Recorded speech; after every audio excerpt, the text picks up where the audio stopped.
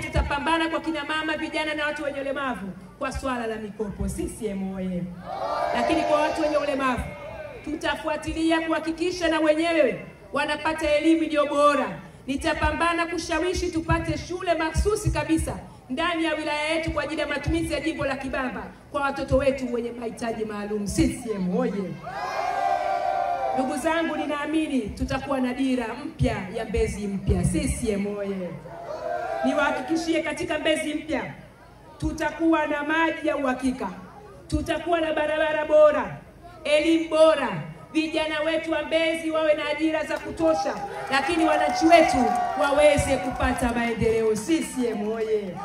Niwahakikishie ndugu zangu, mimi nitafanya kazi kwa uadilifu, kwa uwazi na ushirikiano wa hali ya juu.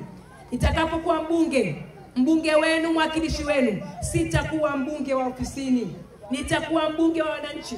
Nitasikiliza masuala yenu na changamoto mbalimbali, nitapigania maendeleo yenu na kutekeleza kwa mustakabali wa kata ya Mbezi na jimbo la Kibamba. CCM oyee! Mwisho kabisa, ndugu zangu, Oktoba 29 niombe kura zenu 3 muhimu.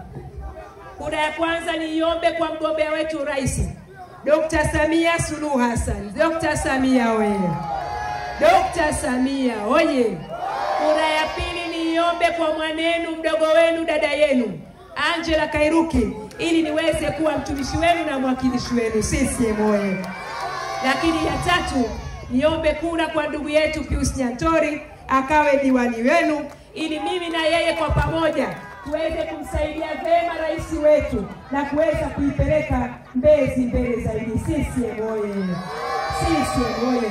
Kwa kuhitimisha, naomba nihitimishe kwa unyenyekevu na kwa heshima kwa kuwapigia goti. Naomba kura zote za ndio kwa Daktari Samia Suluhu Hassan. Tutamchagua. Nyosha mikono. CCM oyee! Lakini ya pili, naomba kura kwangu binafsi Angela Kairuki, ili nikawe mbunge wenu wa jimbo la Kibamba, nikapaze sauti kwa ajili yenu kwa maendeleo ya kata ya Mbezi na jimbo la Kibamba.